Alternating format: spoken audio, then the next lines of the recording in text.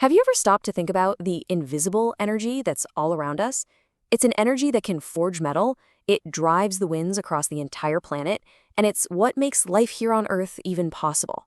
But what is it, really? Well, today, we're going to pull back the curtain on the secrets of heat and see how it completely shapes the world of matter. So let's start with a classic image, a real old world puzzle. Picture a blacksmith. You've seen this, right? They take an iron ring, heat it in the forge until it's glowing red hot, and then they fit it onto a big wooden cartwheel. Why do they do that? Why all the fire and heat? Okay, here's one you've probably felt for yourself. You're at the beach, it's a beautiful day, and you've got that perfect cool breeze coming in off the ocean. But then, as the sun goes down and evening sets in, that breeze just stops. And a little while later, it starts blowing the other way, from the land out to sea. What's going on there? What's flipping that switch? And finally, let's bring it right into your own kitchen. You put a pot of water on the stove to boil. You watch the temperature climb, 80 degrees, 90, 99, and then it hits 100 degrees Celsius, and it just stops. It gets stuck. And even if you crank the heat way up, the water just boils more furiously, but it does not get any hotter. So where is all that extra energy going? Well, believe it or not, the answers to all three of these puzzles are wrapped up in the same fundamental ideas. To get to the bottom of this, we have to start with the absolute basics. And that means getting one really important distinction straight in our heads: the difference between heat and temperature. Now, I know they sound like the same thing, we use them interchangeably all the time, but in the world of physics, they are totally different concepts. The easiest way to think about it is like this. Temperature is a state. It's a property an object has, a measure of how hot or cold it is. But heat isn't something an object contains. Heat is the energy in motion. It's the energy that flows from a hotter object to a colder one. So temperature is like the water level in two different tanks. Heat is the actual flow of water through a pipe from the higher level to the lower level. And that flow only happens if there's a difference in the levels, a temperature difference. All right, so we've established that heat is energy being transferred into an object. So what's the first thing that usually happens when you do that?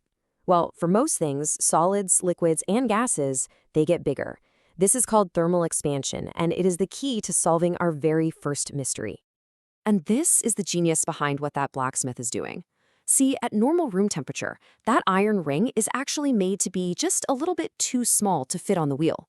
But when the blacksmith pumps it full of heat energy, all the iron atoms start vibrating like crazy, pushing each other apart, and the whole ring expands. It gets bigger.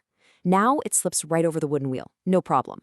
And then comes the magic. As the ring cools down, it tries to shrink back to its original size, and in doing so, it creates this unbelievably powerful, seamless grip on the wood. We're talking about a force that no nails or glue could ever hope to match.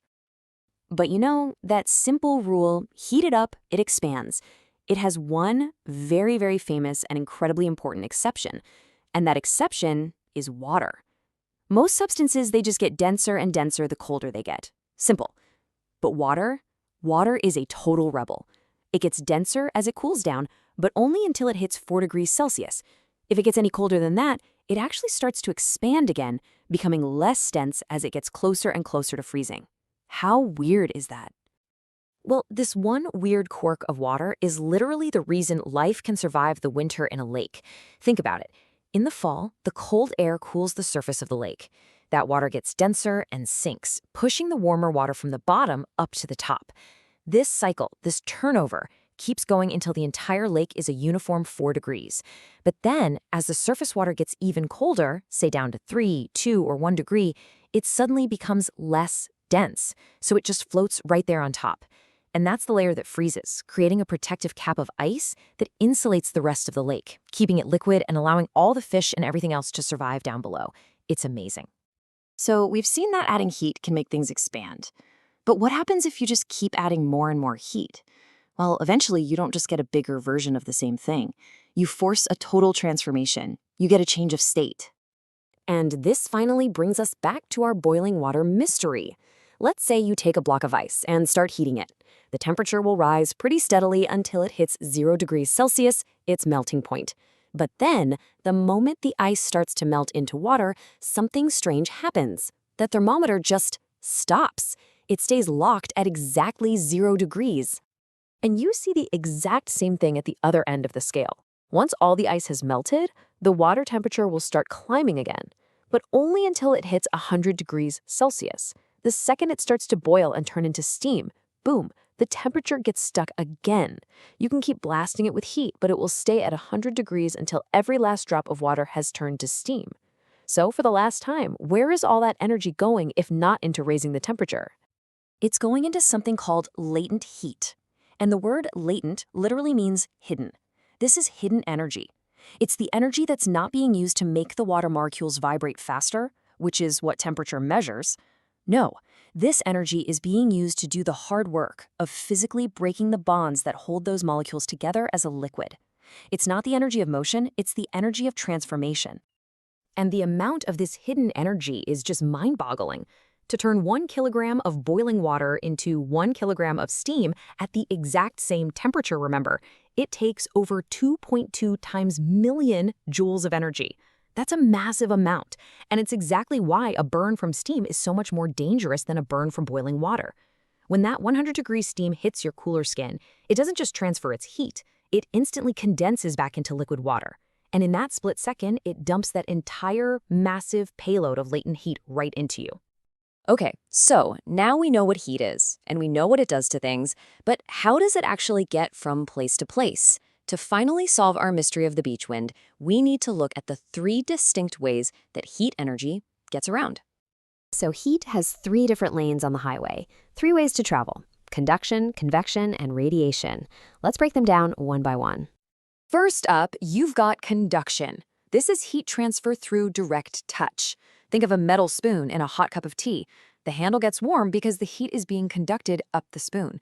And as you can see, some materials are fantastic at this. We call them conductors. Look at copper, it's a superstar. Others are terrible at it. We call those insulators. And look at the bottom of the list.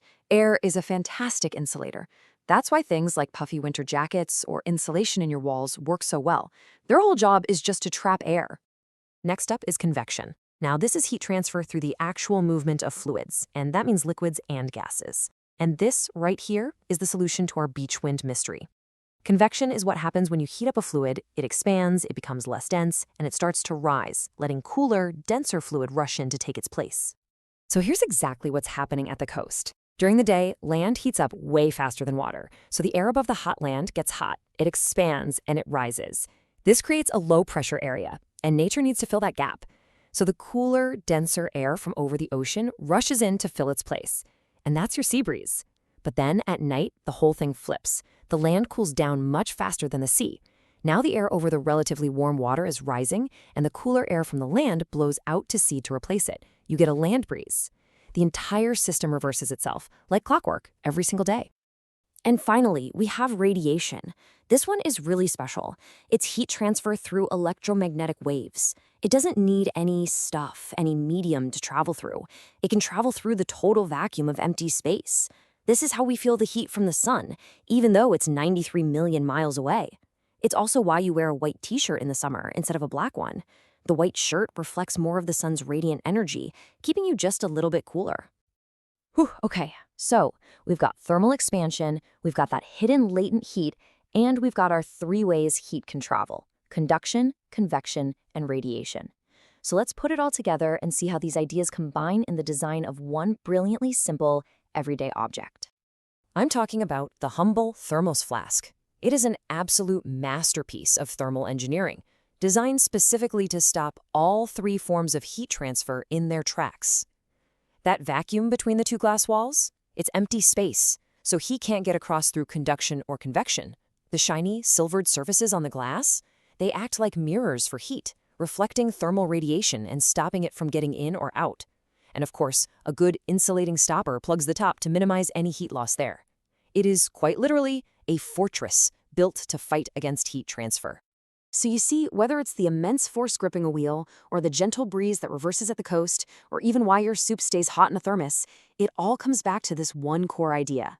Heat is energy on the move, always flowing from hot to cold, always trying to find a balance, and in the process, constantly shaping the world around us in ways we can now see and understand a little bit better. But I'll leave you with one last kind of mind-bending thought. We know the sun's heat reaches us as radiation, but that radiation, well, it's also light. And incredibly, hidden within the peak color of that sunlight is a secret message. It's a message that allows scientists to calculate, with stunning accuracy, that the sun's surface is a blistering 6,000 Kelvin, all without ever leaving Earth. How is that possible? Well, that sounds like a story for another time. Thanks for listening.